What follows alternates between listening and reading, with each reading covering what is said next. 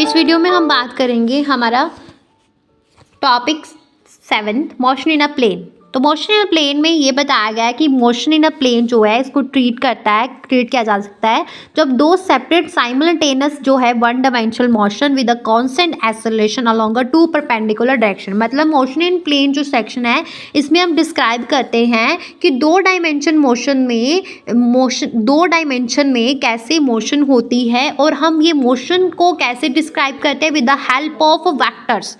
और इसके आगे एक सब टॉपिक है position vector and displacement vector. Position vector जो है ऑब्जेक्ट का in a plane R cap is equal to X I cap plus Y J cap.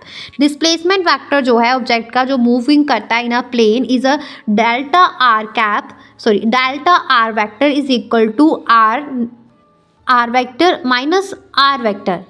अभी जो है हमारे पास कंपोनेंट फॉर्म आ जाती है डेल्टा आर वेक्टर की इज इक्वल टू एक्स जो है नोट सा i cap plus y slash j cap minus x I cap plus Y J cap and delta are vector is equal to x naught minus x I cap plus y minus y J cap and delta r जो है delta are vector जो है is equal to delta x I cap plus delta Y J cap.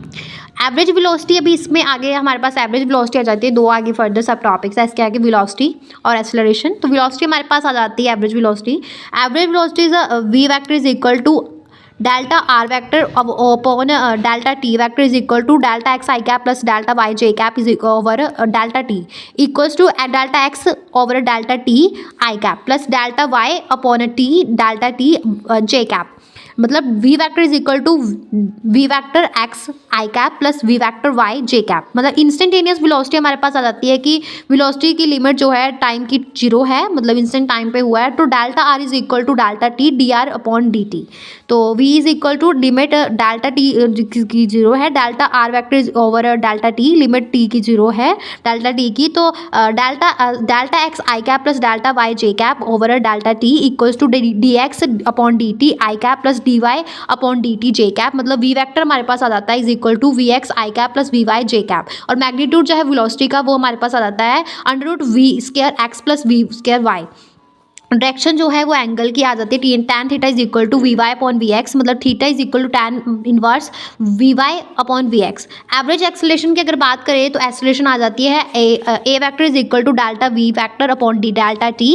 मतलब delta we x I cap plus delta v Y J cap over delta T. मतलब delta we x I cap over delta t plus delta v Y upon delta t j cap और a vector is equal to a vector x I cap plus A vector y J cap ये आ जाता है। Instantaneous acceleration की अगर बात करें तो एक्सेलरेशन जो है वो जो एनी इंस्टेंट पे हो, मतलब ए जो है एक्सेलरेशन जो है is equal to limit delta T की जीरो है delta V upon delta T और ए जो है लिमिट जो है डेल्टा टी की वो जीरो है। तो delta v vector over delta t limit t की जो है डेल्टा टी की वो जीरो है। तो delta we x I cap plus delta Y J cap over delta T मतलब डी वी एक्स आई cap over d T plus J cap d V Y upon d T.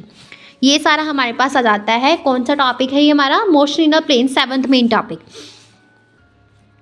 इसके बाद हम बात करेंगे हमारा 8th main topic is a motion in a plane with a constant acceleration.